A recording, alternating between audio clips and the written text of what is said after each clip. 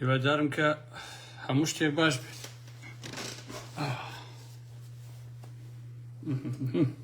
باشە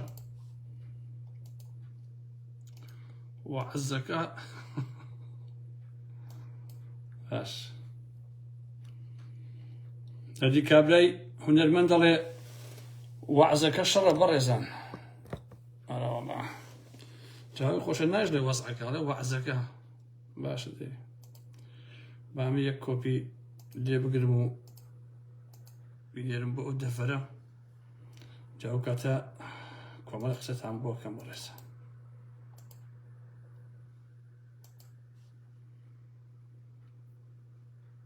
باش با هەموو بەڕێزان کۆ بنەوە. ئەم شەویش کۆمەڵی قسە باسان بۆ کەم لەسەر ئەو شتانەی کە هەیە لە ئارەیە. کۆمەڵ شەڕ ڕوویداوە کە هێشتا بڵاو نەبوو و هێشتا ئێوە نایزانن، بۆیە بۆتان باسەکەم ئەم شەو. هیوادارم کە بتوانم سوودێک بە هەموو لایەکتان بگەێنم. عەزیزان و خۆشەویستانی ئارام ئەحمەد، ببوورن کە ئەوە ماڵەکە زۆر شپرزە ئەوانەیە تر ئاوایەتی بۆ عەزەکە ئاوایە بە قوربانتان. دەممان ڕاهاتووە بم برادەرە گۆرانی بێژە هونەرمەندە. ڕێزم بۆتانەیە یاخوا بەخێر بن سەرچاوی ئارام ئەحمەد هاتن خۆشەویستانی من. تۆزێوە سینتە هەموو بەڕێزان کۆ بنەوە چێ ناو قسە باسەکە. ئەرێ چۆنن جەماعەت، پیاوان ژنان کچان و کوڕان هەموو شتێ باشە خۆ.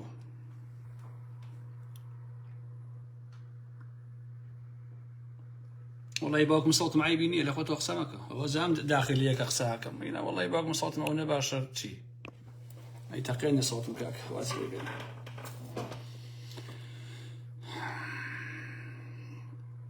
سەرچاوم هاتن یەخوا بەخێر بن سەر ڕۆح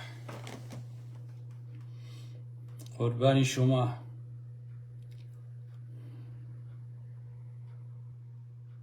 ئەی نابێ بڵێ وەزعەکە بێ بڵێ وەعزەکەیت. ئێستا من دەممان بۆ ڕاهاتوە کاکە. وەکو ئەو کوڕە ناوی چییە و گۆرانیشت ئەڵێ نازانم ناوەکەیم بیر نییە. ئەو ناڵێ وەزعەکە ئەڵێ وەعزەکەتی. ئێمەش لاسایی ئەوەکەینەوە وەعزەکە تاقەی چێکە حرفێ پێش حرفێ بکەوی کێشە نییە. هەمووتان بەخێر بێن سەر چاو. دەست پێ بکەم بەڕێی ئێوە.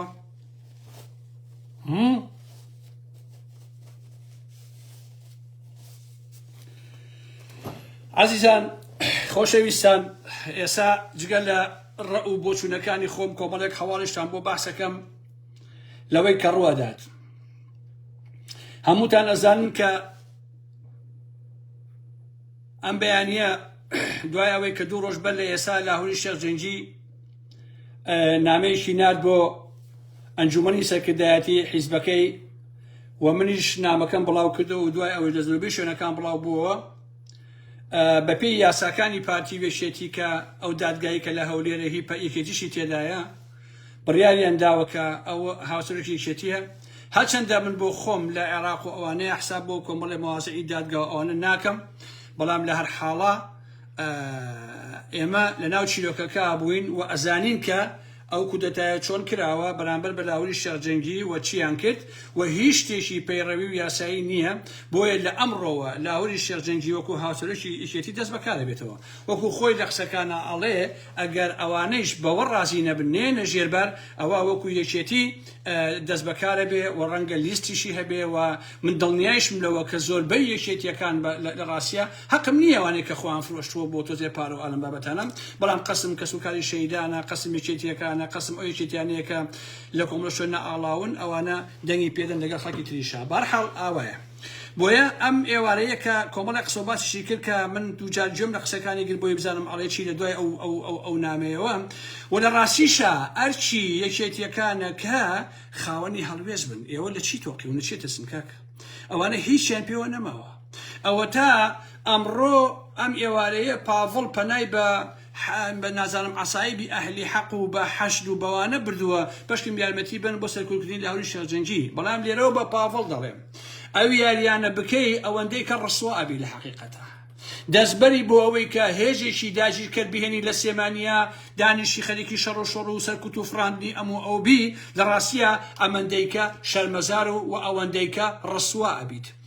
تۆ بتەوێ و نەتەوێ هەموو کوردیش ئەزانێ ئێوە کودەتاتان لاوری شەرجەنجی کردووە لاور هاتە مەکتەبی سیاسی خۆی نووسینێکی نووسی بە دەسوخەتی خۆی بەڵام بەداخەوە کە کۆپێکی لێ هەڵنەگرت وتی بە موقت دەسەڵاتەکان تەسلیم ئەەکەم بە پاڤڵ کە هاوسەرۆکە هەتا ئەو کاتێ ئەم کێشانە لە ڕێی یاساییەوە چارەسەر بێ لە ڕێی یاساییەوە چارەسەر بوو کۆتایی پێهاتووە جا ئەگەر ئێوە هەروە سوال گای هارە بن و وەڵام نادەنەوە بە مۆزوعەکانت و کەفی خۆتانە و نایشتوان ئەم عادەمە هەمووی بکوشن جا عەزیزان و خۆشەویستان هەمووتان لە ئالا مەحموود تێبگەن من لە ژیانی خۆمە ئەوەتەی هەبووم لە مناڵیمەوە هەر کەسێک ناحەقی بەرامبەر کرابێ من دیفاعم لێ کردووە من ئیشم بە لاوری شێرجەنجی ئیشم بە هیچ کەسێ نییە بەڵام حەقیانت لەسەر مۆزوعەکە قساکەم و هەر شتێکیش کە خۆم قەناعەتم پێ نەبێ هیچ کاتێ لەسەری قسە ناکەم و لەسەری نادوێ بۆیە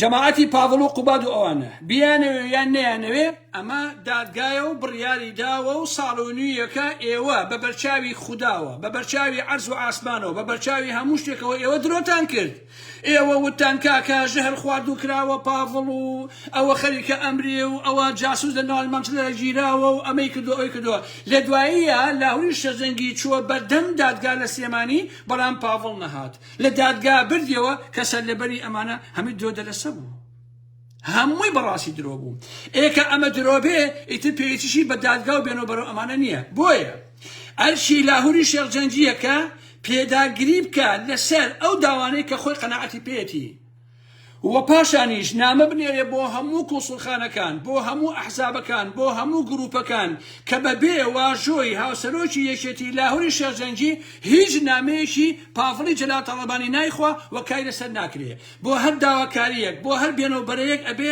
واژۆی هەردووچیانی پێوە بێ بە سەردانی کۆسڵخانەکان بکە زۆر شتێ بیکا کە من لێرە بەڕاستی نامێ باسی بکەم بەڵام ئەتوانێ هەموو ئەو کارانە بکەم عەزیزان ئەمەوێ هەواڵێکتان پێ بڵێم کە ئێستا بەدەستم گەیشتووە تۆزێ لەمەوبەر مەفرەزێ جاتۆ سێری ئەم جەماعەتی پاڤڵە چیان لاتوە عەزیزان سێری ئەمانە چۆن دانیشتون وەکو چی وەکو مەها وەکو چۆنەڕێی هەوساریان بچڕاندووە خۆشیان نازان چیەکەن جا برادەرێک چی ئەوت کاکەخوا پاڤڵ جوابی لاوری شێرجەنجی هاتوون جا جوابی بێتەوە ئەڵێ چی کاکە پاڤڵ ئەو پەڕی بڵێ دەرکراوەکان دەرکراون و دەرکراوەکان دەرکراون خۆ لەوە جاتی شتێکی تر نازانێ کاکە وەکو هێرۆی دایکی گوێ بگرن چییە کاکی گوێ بگرن هێرۆخان هەمووتان بە قوربانی مام بن تۆ سێری ئەو فەلسەفەیە تۆ سێری ئەو عەقڵە تۆ سێری کە ئەم کێ دەم لە سیاسەت دەکوتێ وەرە 50 ساڵی ڕەبەق بۆ جەلال تاڵەبانی ڕابکشەی شەوانە هێرۆخان کەچی نەتوانین دوو قسەی حسابی بکەین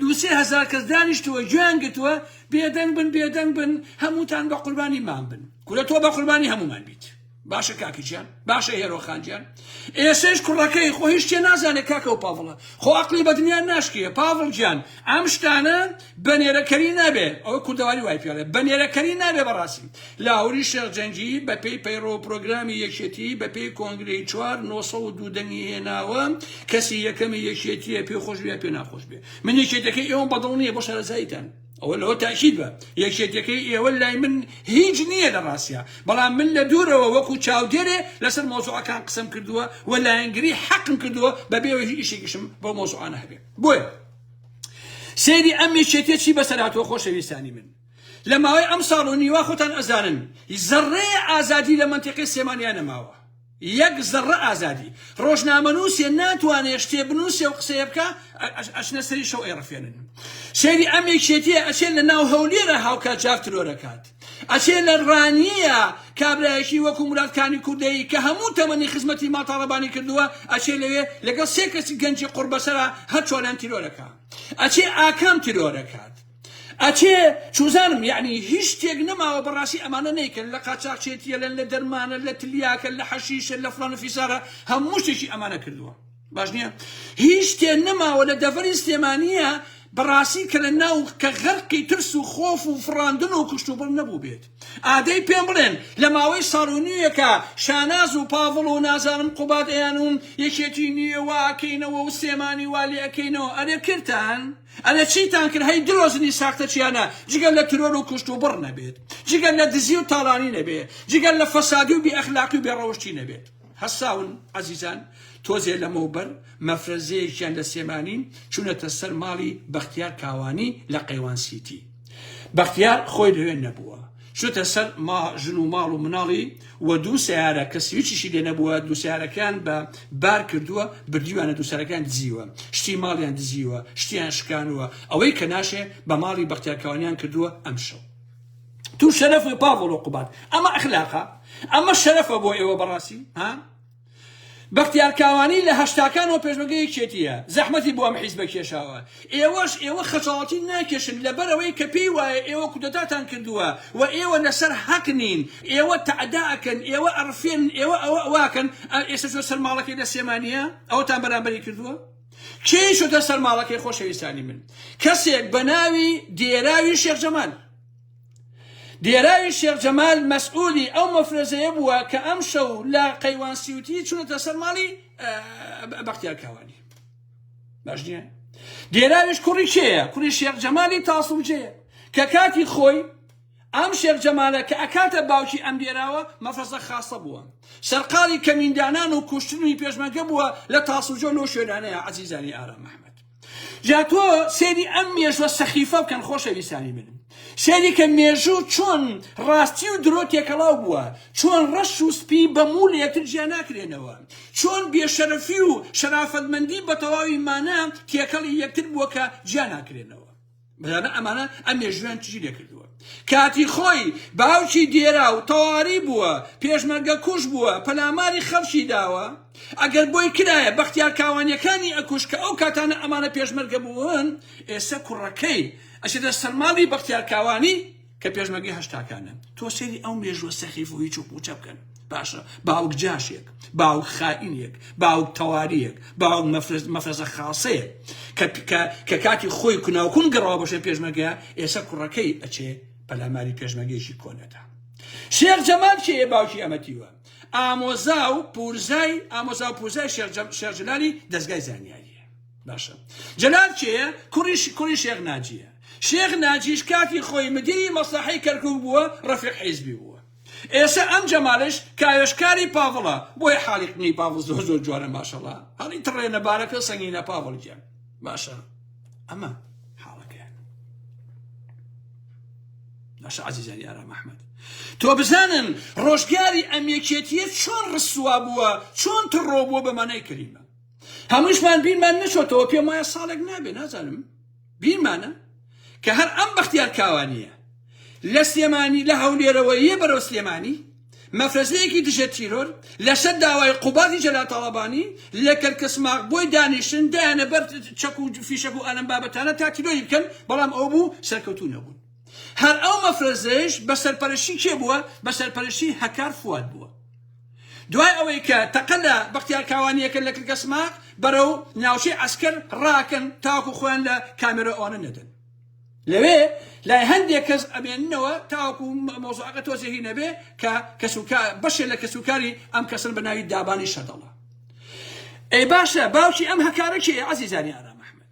باوکی ئەم هەکارە واتە فواد کاتی خۆی لە گەڕەکی بەختیاری سلێمانی چووە سەر بارەگای حیزبی دیموکرات، یەک پێشمەرگەی دیموکراتی شەهید کرد، دوانیشی بریندار کرد.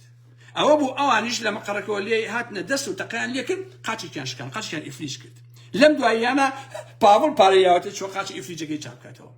جا تۆ سەیری کە خۆشەویستان یەکێتیەک 25,000 شەهید شتێکی وایە 22,000 هەیەتی عەزیزانی من.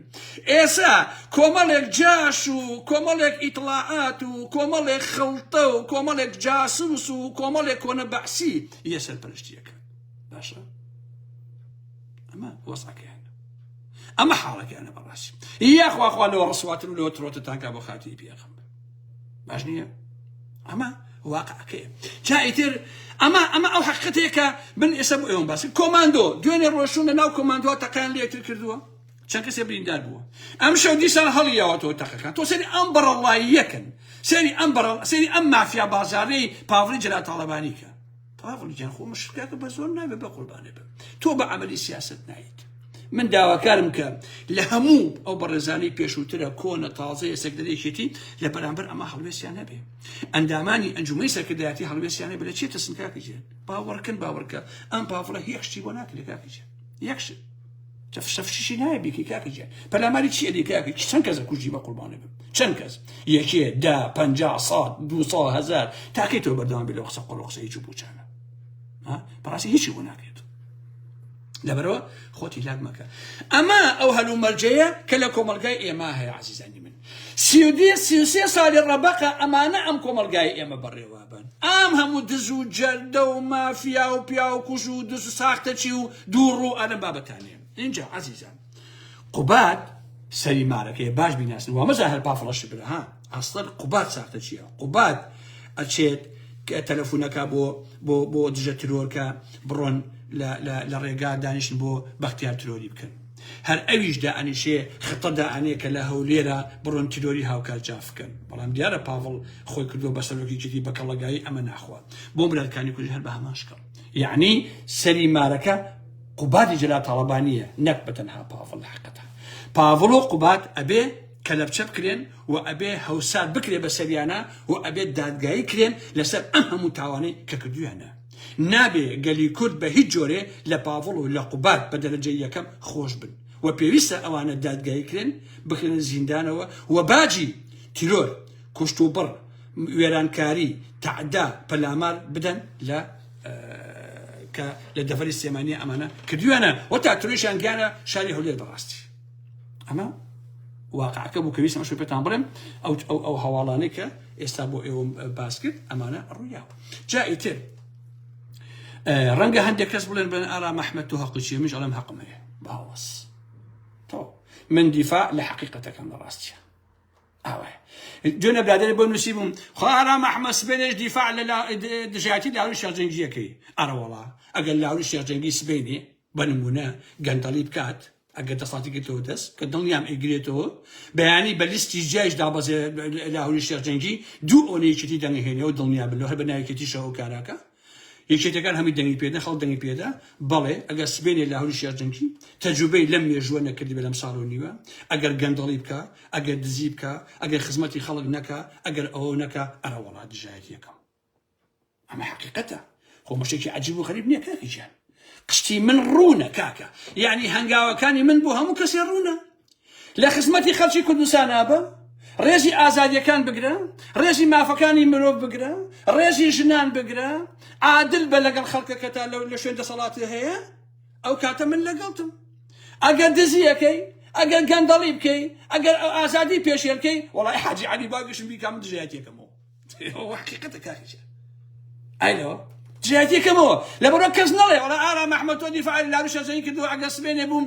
دژایەتیەکەی ئەی تابعەن ئەگەر کاری خراپ کات دژایەتیەکەم کاکە خۆ من دەروێژ نیم بە قوربانتان بم کاکە من 10 ساڵ بۆ نەو شوێن مستەفا دنیا ما بەیەکە بە قوربانتان بم دنیام کرد بە دوژمنی خۆم بۆ نەو شوێن مستەفا کاکە لێ دوایە کە وای کرد یەکەم کەسم لێم ما دژایەتیم کرد خۆ کاکە من ڕوونە من درۆ کەسە ناکەم لە حەقەتە من ڕازگۆیانە لەگەڵ خوا و لەگەڵ خەڵکە بەڕاستی ڕازگۆیانە ڕەفتارەکەم تەواو کاری باش لەگەڵتم کاری خراپ دشتم کورت و کرمانچی ئەرە وەڵا ئەوە وەڵامی ئەو پرسیاری کە دوێنێ برادەر لی کردم وتی کاگەرام بەخوات دۆ سبێن دژایەتیەکەیتم ئەگەر شتێکی خراپ بێ ئەیچ بۆن ئەی چۆن نایکەم کاکە خۆی کێشەی ئێمە چیە ناوێکێتی و پارتیا عەزیزانی من کێشەی ئێمە لە ناوێکێتی و پارتیا ئەوەیە کە ئەم ئەفرادانیان کۆیلن بەڕاستی کۆیلن لە پێناوی بەرژەوەندی خۆیانە مەسەلەن کابرا دوای پاڤڵ کەوتووە پاڤڵ هەرچێکەکە هەڵێ وایە خوبال هەرچێکەکە ئەڵێ وایە مەسعود بازرگانی هەرچێ بکە ئەڵێ وایە ئەمە نابێت کاکەژێ خۆ تۆ بەشەری برای شیرم تۆ ئینسانی کاکە ئەگەر کەسەکە کە تۆ خۆشت ئەوێ سامر لاهورم خۆش دەوێ ڕێزی دەگرن پشتیوانی دەکەم ئەوە بۆی کە کاری چاکە بۆ کۆمەڵگای بە قوربانتان بم ئەگەر کاری خراپکە هەر بڵێم وڵات تەواوە وڵا ئەی بە کاکە ناکرێ نابێ پێویستە تۆ پیاو بێ کاکەژێ نابێ ئاوا بێت منی تر هیچ قسەیەکم نەماوە لەگەڵتانە ئەبم چونکە وەسعەکە تۆزێک نا لەبارە هەتا هەشتێک ڕوویە من یەکسەر لە لایڤ ئاگادارتانەکەمەوە لە دەڤەری سێمانی و لەوانەیە هەج وردەکاریەکە بوو هەمیشە ئەم ماوەیە بە تایبەتی چاوتان لە ئەم پەیجەی منەوە بێ چونکە سەعاتی 12 بێ 1 بێ 2 بێ 3 بێ هیچ شەو هەشتێک ڕوو بدا یەکسەر لەسەر خەت ئامادە بم بۆ گەیاندنی پەیامەکان ئەوەی کە لەو ناوچەیە ڕوو بدا بەرنامەکان چییە چۆنە بۆ چی بەنیازە ئەلەم بابەتانم من جارە قسەیەکم نەماوە خۆشەویستی و حرمەتم بۆ هەموو لایەکتان هەیە خواتان لەگەڵ عەزیزان ڕسواتانە کەم پاڤڵ و قوبات کە ئەمشەو چونتە سەر ماڵی بەختیار کاوانی سەرژن و مناڵەکەی دوو سایتان دزی و باتان کردووە بە سلنگە بە چییە؟ ئەمە شەرمەزاریە بەڕاستی بەختیار ئینسانێکی شەریفی ئەو کۆمەڵگایە بووە لەگەڵ خۆتان نبووە یەشێتیەکەی خۆتان بووە لە هەشتاکانەوە ئەمە شەرمەزاریە بەڕاستی بۆ ئێوە کاتی خۆش لەسەر دایکێکی ژنێکی بەتەمەنی ئەژی ئەمە ئەخلاقیەوەتەنە ویستان پەلاماری ژن و مناڵی چەتۆ ساڵە بدەن خەجاڵەتی کێشن کاکە تەواو ئێوە لە ماوەی ئەم ساڵە نوێیەکە هەزاران هەزار دژمنتان بۆ زیاد بۆ پاڤڵۆخ کاکەژن پێویست بۆ ناکە خۆتان ماندووکەن بێنن وەڵڵاهی پاڤڵۆخ کەسان لەگەڵان نییە کاکە مە قسە لەگەڵ هەموویان ناکەم کەس لەگەڵ ئێوە نییە تەواو دەیخواتان لەگەڵ تاکەتێکی تر